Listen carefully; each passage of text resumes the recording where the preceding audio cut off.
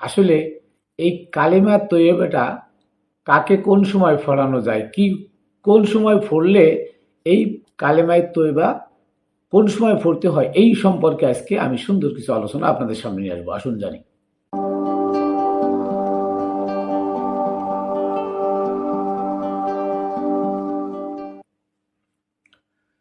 বিসমিল্লাহির রহমানির রহিম। ওয়াসসালাতু ওয়াসসালামু আলা সাইয়্যিদিল মুরসালিন ওয়া আলিহি ওয়া আসহাবিহি আজমাইন। ওয়াসসালাতু ওয়াসসালামু আলা মুরশিদি মানিক সান শাহ বাবা রহমতুল্লাহি আলাইহি। আমি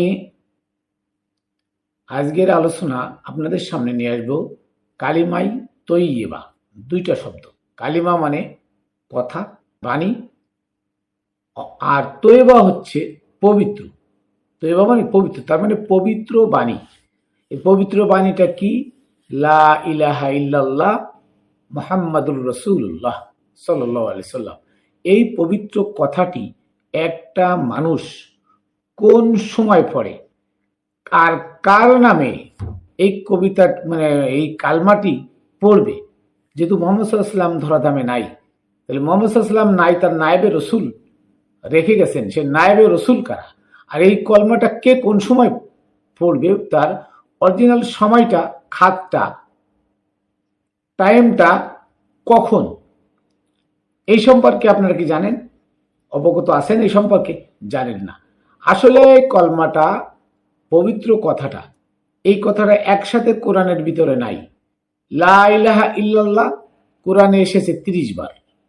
লা ইলাহা ইল্লাল্লাহ শব্দটা কোরআনে এসেছে 30 বার। আর মুহাম্মাদুর রাসূলুল্লাহ, মুহাম্মাদুন, এই মুহাম্মদ শব্দটা এসেছে সূরা মুহাম্মাদের আয়াত নাম্বার 2 একবার।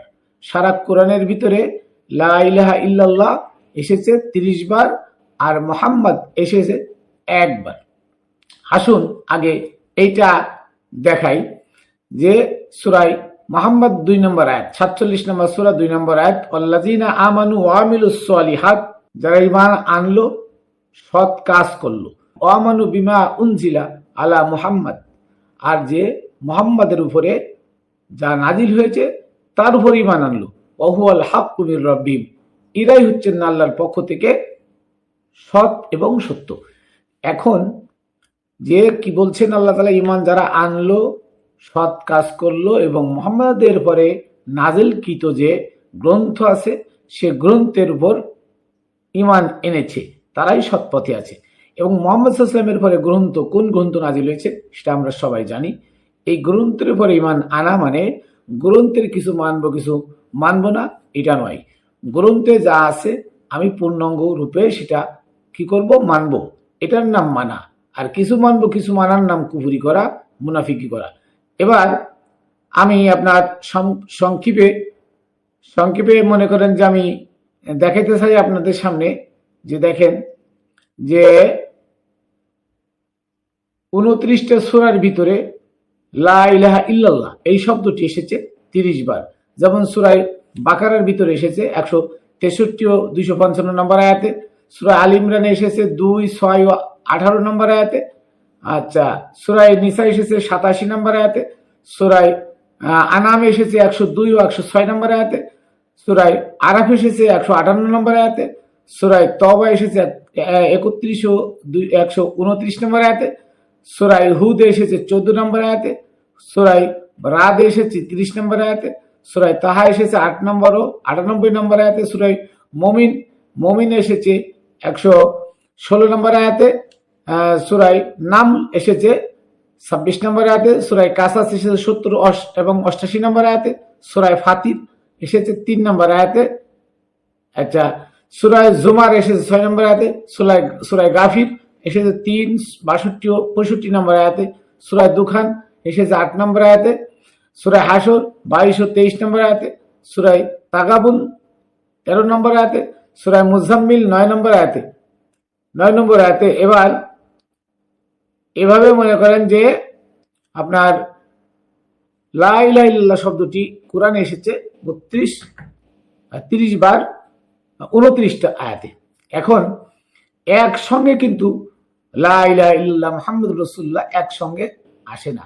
এবার আসুন এই প্রবাদটা, এই পবিত্র বাণীটা কোন সময় আমাদের তেলাওয়াত করা উচিত, কোন সময় কে পড়বে এবং সে পড়লে আত্মসমর্পণকারী হবে। এমনি একজন হিন্দুরে এই আয়াতটা পড়াইলেন, লা ইলাহা ইল্লাল্লাহ মুহাম্মাদুর রাসূলুল্লাহ, এই কলমাটা পড়ায় কি করলেন, বুঝালেন তারা যে তুমি আমার মুসলমান বানানো হয়েছে। আসলে এই কলমা হিন্দু, বৌদ্ধ, খ্রিস্টান, মুসলমান, ইহুদি, নাসারা, মুসলমানেরও পড়তে হয়, হিন্দুরা, খ্রিস্টান, ইহুদি, নাসারা পড়লে সে ধর্মান্তরিত হয় না। এই কলমাটার এমন একটা রহস্য আছে যে রহস্যটা আজও কোন মোল্লা মুন্সি প্রকাশ করে না। সবাই শুধু এটাকে গোপন করে যায়, কারণ তাদের ধর্ম ব্যবসা বন্ধ হয়ে যাবে। মুসলমান হতে হলে কি করতে হয়, এই কলমাটা কার নামে পড়তে হয়, এটা আজও কোনো মোল্লা মুন্সি জানে না, বলে না। সবাই বলে কলমা কলমা তৈবা, কলমা কলমায় তৈবা। কলমা শব্দের অর্থ বাণী, কথা, কালাম। আর তাইয়িবুন শব্দের অর্থ পবিত্র, আরবিতে কালেমায় তৈবা, পবিত্র বাণী। এই বাণীটি ওই ব্যক্তি পড়ে যে ব্যক্তি আত্মসমর্পণ করে। আত্মসমর্পণ কি? একজন হিন্দুরে মুসলমান বানাইলেন, সে মূর্তি পূজা করলো না, মন্দিরে গেল না, মসজিদে গেল, সে কি মুসলমান হলো? নো, প্রশ্নই আসে না। একজন খ্রিস্টানকে আপনি এই কলমা ফলালেন আর তারপরে সে গরুর মাংস খাইলো, সে আর মন্দিরে তাদের গির্জায় গেল না, মসজিদে গেল, মসজিদে গেলে কি মুসলমান হয়ে যায়? নো। কোন মোল্লা মুন্সি মৌলবী এখনো মুসলমান হতে পারে নাই। তারা মসজিদে যায়, সিজদা করে আর মনে করে জান্নাত কিনে নিছে। অত সহজ না। এই কলমার ভেদ যে না জানে সে কখনো মুসলমান হতে পারে না। এখন আসুন যে কলমাটা আসলে কোন সময় থেকে চালু। এই কলমাটা বাবা আদম আলাইহিসসালাম থেকে চালু। বাবা আদম আলাইহিসসালামকে চালু। বাবা আদম আলাইহিসসালামকে আল্লাহ তাআলা শিখাই দিলেন লা ইলাহা ইল্লাল্লাহ আদম শফিউল্লাহ, আদম শফিউল্লাহ। অতএব আদম আলাইহিসসালামের বংশধরগণ, তার ছেলে এবং মেয়েদের সন্তান সন্ততি যারা একাধারে বংশপরায় বাড়তে থাকে, তখন তারা আত্মসমর্পণ করে কি পড়ে? তখন আদম আলাইহিস সালামের কাছে যে আত্মসমর্পণ করে লা ইলাহা ইল্লাল্লাহ আদম শফিউল্লাহ। আদম হচ্ছেন আল্লাহ রসুল, আল্লাহর শফি। এখন বন্ধু, আল্লাহর প্রেমিক, এখন এই কথা বলা মানে কি? তার মানে হচ্ছে আমি কমপ্লিট সারেন্ডার করলাম কার কাছে? আদমের কাছে। আদমই আমার রব, আদমই আমার সব, আদমই আমার রসুল, আদমই আমার মুর্শিদ। অতএব মুর্শিদের পদচরণে গিয়ে যখন এই কলমাটার পরে লা ইলাহা ইল্লাল্লাহর পরে যার যার আপন মুর্শিদের নাম তেলাওয়াত করবে, মুর্শিদি রসুল্লাহ, এই মুর্শিদের নাম উচ্চারণ করবে, তখন সে আত্মসমর্পণ করলো। অতএব এই কলমাটা যখন তখন পড়ার বিষয় নয়। এই কলমাটা হচ্ছে মুর্শিদের কাছে আত্মসমর্পণ করার সময় কলমাটা পড়ে। যেমন মূসা আলাইহিস সালামের উম্মতরা পড়েছিল লা ইলাহা ইল্লাল্লাহ, মূসা কালিমুল্লাহ, ঈসা রূহুল্লাহ, ইব্রাহিম খলিলুল্লাহ, ইসমাইল জবিহুল্লাহ। এই কলমাটা হচ্ছে তখনই মানুষ পড়ে যখনই একটা মানুষ গিয়ে তার মুর্শিদের কাছে বা রসুলের কাছে কি করে? আত্মসমর্পণ করে, তখনই পবিত্র কলমাটা পড়ে।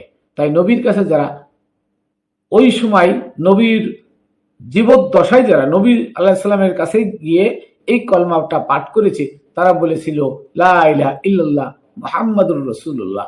মুহাম্মদ হচ্ছেন আল্লাহ রসুল, আল্লাহর প্রেরিত রসুল।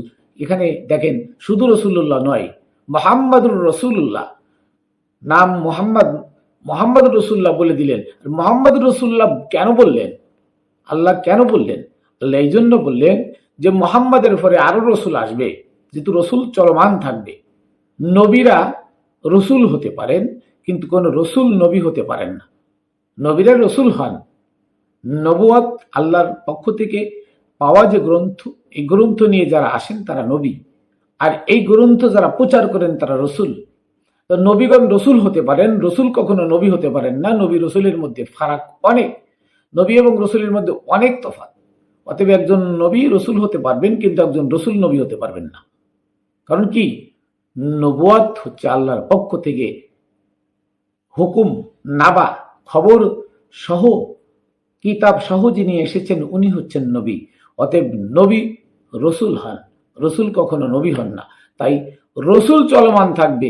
আল্লাহ বলছেন মা কানা মুহাম্মদ আবা আহাদিম মির রিজালিকুম ওয়ালাকির রাসূল ওয়া খাতামান নবিয়্যিন, মুহাম্মদ হচ্ছেন রসুল, খাতামান নবীন শেষ নবী। তার মানে মুহাম্মদ সাল্লাল্লাহু আলাইহি ওয়াসাল্লামের পরে কোন নবী আসবে না, উনি শেষ নবী কিন্তু রসুল।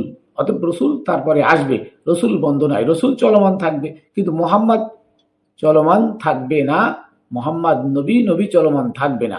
তাই ওই সময় যারা এই পবিত্র কালমাটা পড়েছেন তারা বলেছেন লা ইলাহা ইল্লাল্লাহ মুহাম্মাদুর রাসূলুল্লাহ।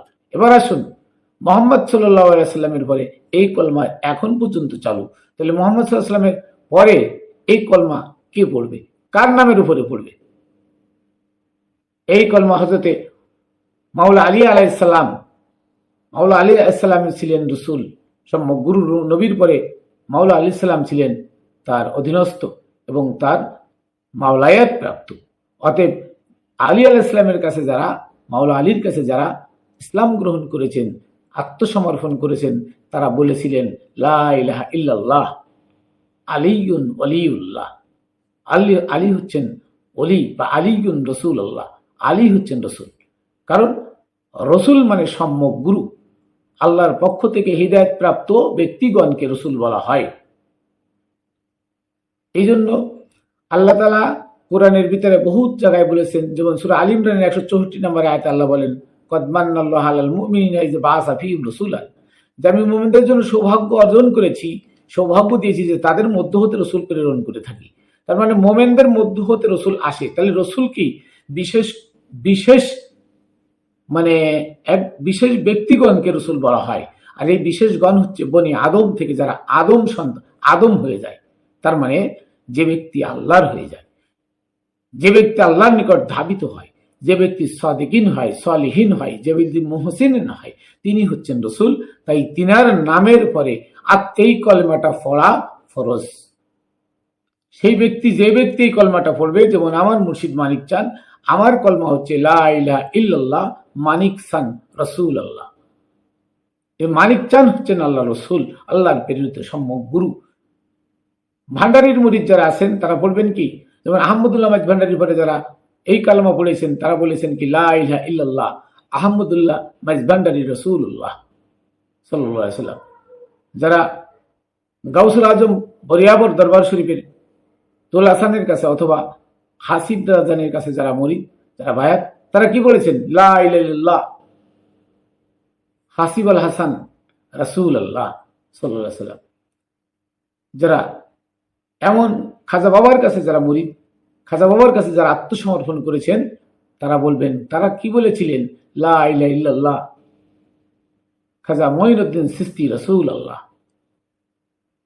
শাহজালাল বাবার কাছে যারা বায়াত, তাদের কলমা ছিল লা ইলাহা ইল্লাল্লাহ শাহজালাল রাসূলুল্লাহ সাল্লাল্লাহু আলাইহি ওয়াসাল্লাম, খানজাহান রাসূলুল্লাহ, শাহ আলী বগদাদি রাসূলুল্লাহ। অতএব এই কলমাটা তাদের জন্য ফরজ যারা আত্মসমর্পণ করতে গিয়ে মুর্শিদের পদচরণে পড়ে নিজেকে বিক্রয় করে দিয়ে এই কলমা পড়েছেন, তারা হলেন মুসলমান। অনর্থক এই ধর্ম ব্যবসায়ী মোল্লারা আপনারা এই কলমা পড়ায় হিন্দুরে মুসলমান বানান, নাউজুবিল্লাহ। ও তো মুসলমান নয়, হিন্দু। মুসলমান হতে কারো ধর্ম পরিবর্তন করা লাগে না, কোনো ধর্মান্তরিত হওয়া লাগে না। হিন্দু ধর্মের মধ্যে সাধক আছেন যারা আল্লাহকে পেয়ে গেছেন, তারা তার কাছে গিয়ে বলেন লা ইলাহা ইল্লাল্লাহ লোকনাথ বাবা রাসূলুল্লাহ। এটাই হচ্ছে কলমা। কালেমা শব্দের অর্থ কালেমায়ে তৈয়বা, পবিত্র কালাম। এই পবিত্র কথা, পবিত্র বাণী, এই পবিত্র বাণী কোরআন শরীফে 30 বার এসেছে লা ইলাহা ইল্লাল্লাহ। শুধু একমাত্র সূরা মুহাম্মাদের মধ্যে এসেছে মুহাম্মদ রাসূলুল্লাহ। মুহাম্মদ, শুধু মুহাম্মদ, রাসূলুল্লাহ, রাসূল তো অনেক জায়গায় আসছে, মুহাম্মদ এসেছে শুধু একবার। অতএব মুহাম্মদ সাল্লাল্লাহু আলাইহি ওয়াসাল্লাম থাকাকালীন তার কাছে আত্মসমর্পণকারীরা বলেছেন লা ইলাহা ইল্লাল্লাহ মুহাম্মাদুর রাসূলুল্লাহ। মুহাম্মদ সাল্লাল্লাহু আলাইহি ওয়াসাল্লাম হচ্ছেন আল্লাহর রাসূল। আর তারপরে যারা আছেন তাদের নামের উপরে প্রত্যেক ভাষাভাষী, প্রত্যেক জাতির মধ্যে যারাই সম্যক গুরু, ওই সম্যক গুরুগণের সামনে গিয়ে আপনি যখন কালেমা পড়বেন, সে কালেমাটা হবে আপনার সম্যক গুরু রাসূলুল্লাহ, তার নাম নিয়ে। এইটাই হচ্ছে কালেমার ভেদ। অথচ আজকে দেখি সমাজে মোল্লারা লাখ লাখ মানুষের মধ্যে 10 জন ধরে নিয়ে এসে বানায় টাকা দিয়ে, কয় তুই হিন্দু মুসলমান হয়েছিস, আমার কাছে এই কথা বলবি, বললে আমাদের কি ক্রেডিট বাড়বে? আসে কি কয় যে আমি মুসলমান হব, আমার মুসলমান বানাই দেন। মোল্লা কলমা পড়ায় মুসলমান বলে লা ইলাহা ইল্লাল্লাহ মুহাম্মদ রাসূলুল্লাহ, অথচ মুসলমান কি এটা মোল্লা জানে না। মুসলমান শব্দের অর্থ হলো complete surrender of Allah. Complete surrender of Allah, একদম পরিপূর্ণভাবে আত্মসমর্পণ করার নাম হলো মুসলমান। এই আল্লাহ কোথায়?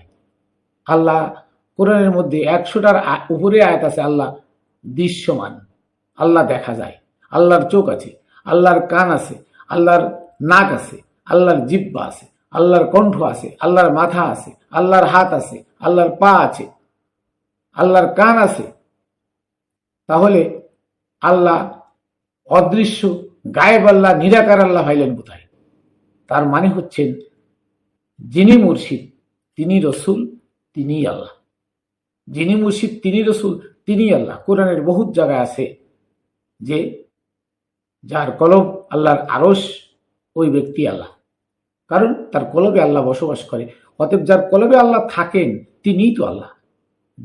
জিন আমাদের উপরে ভর করলে, আমাদের হাত যদি জিনের হাত হয়, আমাদের কণ্ঠ জিনের কণ্ঠ হয়, আমাদের চোখ, কান, নাক, মাথা, পুরো শরীর যদি জিনের হয়ে যায়, তাহলে রাজাদিরাজ মহারাজ যিনি, তিনি আমার অন্তরে এসে বসলে আমি কেন আল্লাহ হতে পারি না? এই থিমটা আপনাদের ভিতরে নাই কেন? আর এটা শোনার সঙ্গে সঙ্গে আমাকে ফতোয়া দিবেন মাইনুল কবির কাফের হয়ে গেছে, নাউজুবিল্লাহ। অথচ গোপন ভেদগুলো আপনারা বোঝেন না। এ কলেমার ভেদ যে না জানে, কলমা তার জন্য নয়। যে ব্যক্তি কলমার ভেদ জানে সেই ব্যক্তির কাছে কলমা, আর যে ভেদ না জানে তার কাছে কলমা নয়। এটা একটা বাণী মাত্র। অধিক কলমার ভেদ হচ্ছে আপনি আপনার মুর্শিদের কাছে গিয়ে এই কলমা পড়লে আপনি আত্মসমর্পণকারী হলেন। আপনার মুর্শিদ রাসূলুল্লাহর কাছে গিয়ে এই কলমা পড়ে মুসলমান হতে পারেন। অন্যথায় এই কলমা পড়ে সারা দিন পড়লে কিচ্ছু হবে না। দেখেন সর্বনার ফাটিকে লা ইলাহা ইল্লাল্লাহ, আবার কতক্ষণ পরে লা ইলাহা ইল্লাল্লাহু মুহাম্মাদুর রাসূলুল্লাহ।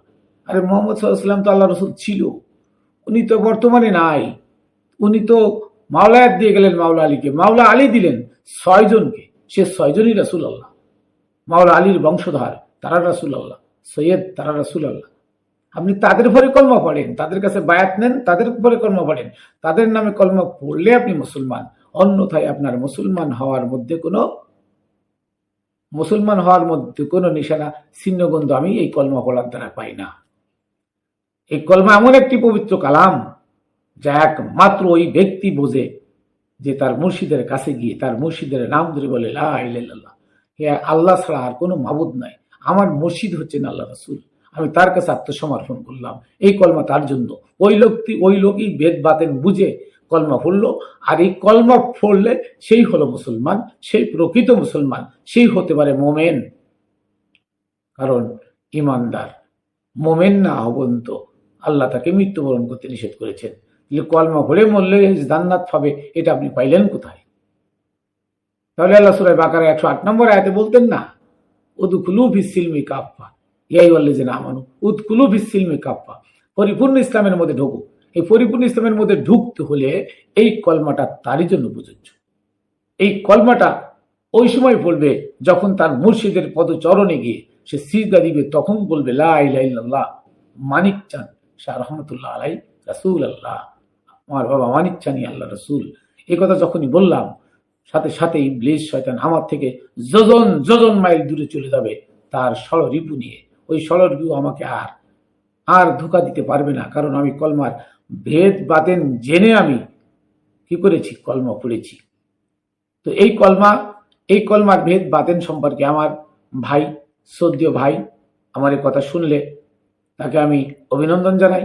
উনি আমাকে বারবার অনুরোধ করেছেন যে মাইনুল কবির ভাই, আপনি কলেমায়ে তাইয়্যিবা, এই কলেমায়ে তাইয়্যিবার মূল ভেদ বাতেন নিয়ে আপনি কিছু কথা বলেন।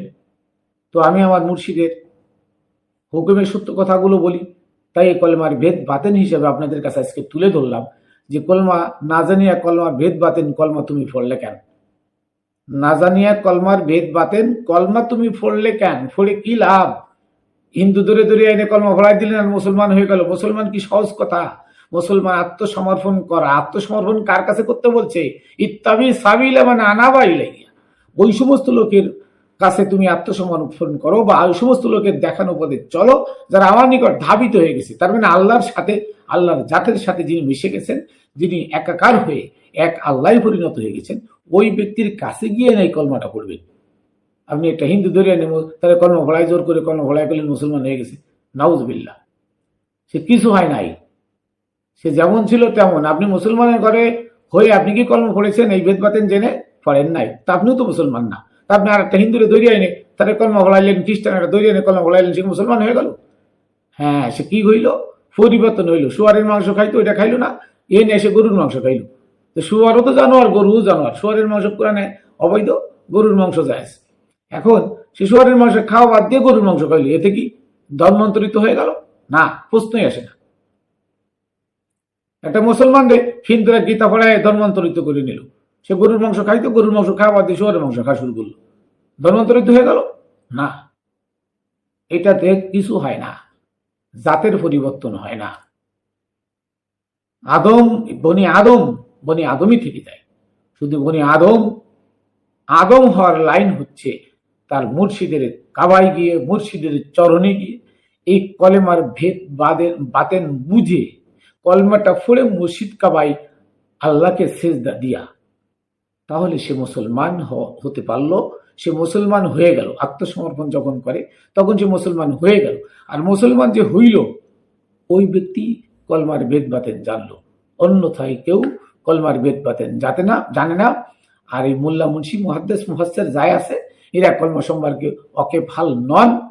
এদের কাছে কলমা জিজ্ঞেস করে দেখেন, বলবে লা ইলাহা ইল্লাল্লাহ মুহাম্মাদুর রাসূলুল্লাহ। তার মানে কোরআন শরীফের আয়াতগুলো ওই যে রসুল বলতে তারা নিয়ে যায়, যে মুহাম্মদ সাল্লাল্লাহু আলাইহি ওয়াসাল্লাম ওয়াফাতের জন্য ওইখানে রসুল শেষ, বর্তমানে রসুল আর নাই। কিন্তু তারা আবার নিজেকে বলে যে আমরাই তো ওয়ারাসাতুল আম্বিয়া, রসুলের ওয়ারেস, আম্বিয়াদের ওয়ারেস। নাউজুবিল্লাহ। এই মোল্লারা নাকি এজিদি মোল্লারা এজিদ উমাইয়া আব্বাসী ওদের গুণ কীর্তন প্রচার করে শেষ করতে পারে না। খ্রিস্টানদের দেওয়া টাকায় তারা দিন প্রচার করে শেষ করতে পারে না। এরা বলে নবীর ওয়ারেস, এরা উমাইয়াদের ওয়ারেস, এরা মুয়াবিয়ার ওয়ারেস, এরা এজিদের ওয়ারেস। এরা লক্ষ কোটি বার এই কলমা পড়লেও তারা মুসলমান হতে পারবে না। এটা কোরআন বলে, আমি বলি না, কোরআনই বলে। অতএব কলমার ভেদ বাতেন জেনে আপনি কলমা পড়েন, তাহলে ওই কলমা আপনাকে মুক্তি দিতে পারবে। ওই কলমা পড়লেই আপনি মুসলমান হবেন। শিখরা গুরুর কাছে গিয়ে গুরুর নামের উপরে কলমা পড়েন, গুরুর নামের উপরে কলমা পড়েন, তাহলে আপনি আপনার এই কলমা ভেদ বাতেন বুঝে পড়লেন। আর এই কলমা যে পড়ে সেই প্রকৃত মুসলমান হয়। হিন্দু জ্ঞানে পড়াইলে মুসলমান হয় না, খ্রিস্টান লাইনে পড়াইলে মুসলমান হয় না। এই জন্য যুগে যুগে আদম আলাইহিস সালাম থেকে আমার নবী পর্যন্ত, আমার নবী থেকে এই পর্যন্ত এই কলমা চলমান, এবং পৃথিবীর শেষ প্রান্ত পর্যন্ত এই কলমা চলমান। এই কলমা ওই ব্যক্তি বলবে যে আত্মসমর্পণ করবে তার মুর্শিদের কাছে, তখনই এই কলমা বলবে লা ইলাহা ইল্লাল্লাহ, আমার মুর্শিদ রাসূল আল্লাহ। ওই কলমা ওই ব্যক্তির মুখে মানায়, যেহেতু পবিত্র জবানে কলমা বলতে হয়। নাপাক জবানে কলমা বললে কলমার কোনো মূল্য নাই। এই জন্য আল্লাহ বলছেন কালিমাতুন তাইয়্যিবা, তার মানে পবিত্র কথা। কালিমাতুন তাইয়্যিবা, পবিত্র কথা, পবিত্র কথা, পবিত্র জবান, পবিত্র বাণী, পবিত্র ভাষা। এই পবিত্র ভাষা অপবিত্র মানুষের মুখে কখনো মানায় না। যারা এজিদের গুণ কীর্তন করে, এজিদের বানানো ইসলাম প্রচার করতে বেশ অভ্যস্ত, সর্বক্ষণ ব্যস্ত, তাদের মুখে এই কলমা মানায় না। এটা পবিত্র বাণী, এই পবিত্র বাণী নাফাক মুখে মানায় না। তাই পবিত্র বাণী পবিত্র মানুষের মুখে মানায়। যারা ইবলিস থেকে নিজেকে মুক্ত করতে পারলো এই কলমা মসজিদের পদচরণে পড়ে, ওই ব্যক্তি হচ্ছে মুসলমান, ওই ব্যক্তি হচ্ছেন মোমেন। তাই বলা হয়েছে আসসালাতু মেরাজুল মুমিনিন, সালাত হচ্ছে মোমেনদের জন্য মেরাজ। কোন ইমানদারের কথা বলা হয় নাই। আসসালাতু মেরাজুল ইমানদার, তা বলা হয় নাই। মিরাজুল আমানুদের জন্য মিরাজ না, এটা বলা হয় নাই। সালাত হচ্ছে মোমেনদের জন্য মেরাজ। তার মানে ওই আদম কাবাই, মুর্শিদ কাবাই, যিনি কলমা পড়ে আত্মসমর্পণ করে সালাত কায়েম করলো, তার সালাত আল্লাহর সাথে দিদারের সালাত। সেই ব্যক্তি হলো মুসলমান। ওই ব্যক্তি মুসলমান। কোন মোল্লা মৌলবী মুন্সি মুহাদ্দিস মুফাসসির মুফতি নাজাত পাবে না, পাবে না, পাবে না। এই কলমার ভেদ বাতেন বোঝো। আর এই কলমার ভেদ বাতেন তারা বোঝে না, কাউকে বুঝতে দেয় না। কারণ এই কলমার ভেদ বাতেন যদি বুঝে যায় তাহলে তাদের ধর্ম ব্যবসায় আগুন লেগে যাবে, ধর্ম ব্যবসা শেষ হয়ে যাবে।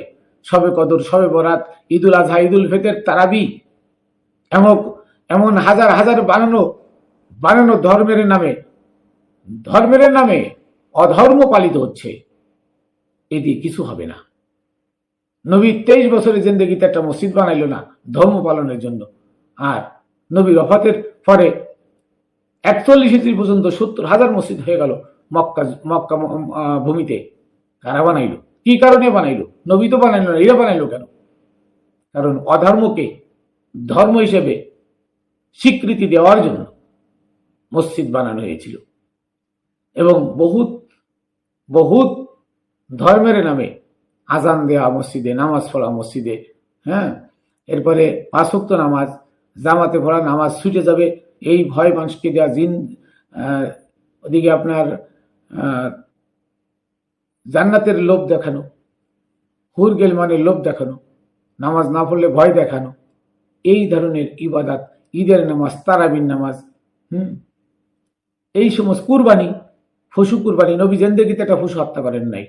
আর আল্লাহর রসুল যারা সম্যক গুরুকে দেখবেন হয়তো ওরসের সময় তারা জবাই করতে হুকুম দেয়, এছাড়া কিন্তু আর পশু পাখি জবাই করতে হুকুম দেয় না অরিজিনাল আল্লাহর ওলি যারা। আপনি দেখেন, কারণ প্রত্যেক ওলি হচ্ছেন রহমাতুল্লিল আলামিন, প্রত্যেক ওলি হচ্ছেন রহমাতুল্লিল আলামিন, আল্লাহর পক্ষ থেকে সারা দুনিয়ার জীবের জন্য রহমত। এই জন্য অলিরাই কলমার ভেদ বাতেন বোঝে। আর তাই অলিদের কাছে আপনি ভেদ বাতেন জেনে আপনার মুর্শিদের পদচরণে গিয়ে আপনার আমিত্বকে বিসর্জন দিয়ে এই কলমা পড়ে মুসলমান হন, তাহলে আপনি নাজাত পাবেন ইহকাল পরকাল, 2 কালে নাজাত পাবেন। আর যদি আপনি এটা না করেন তাহলে আপনাকে আবার পুনর্জন্মে আসতে হবে বারবার, যতক্ষণ পর্যন্ত আপনি শুদ্ধে না যেতে পারবেন। তা আসুন, কালেমার ভেদ বাতেন আলোচনা করতে গেলে অনেক আসে, তো এত কথা আসলে বলার সময়ও না। আমি যতটুকু বলেছি তাও অনেক হয়ে গেছে।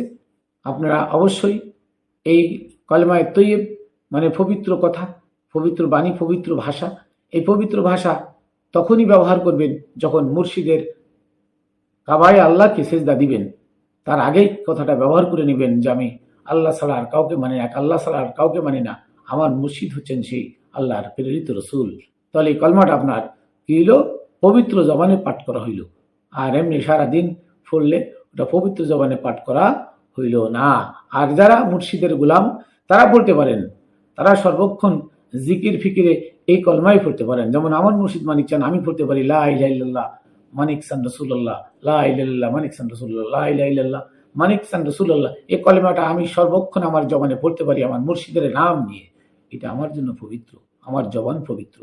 আর যিনি এই কলমাকে মুহাম্মদ সাল্লাল্লাহু আলাইহি ওয়াসাল্লামের সাথে লাগায় পড়েন তিনি ভুল করেন, কোরআনের উল্টা দিকে চলে গেলেন।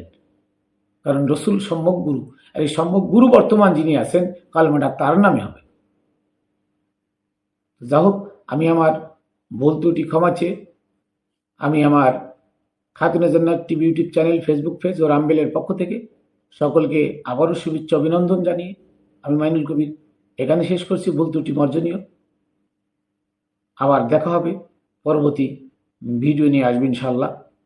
এরপরে আনবো আমি লাইলাতুল কদর, ইন্না আনজালনাহু লাইলাতুল কদর। লাইলাতুল কদর নিয়ে আমি বিস্তারিত ইতিহাস বলবো।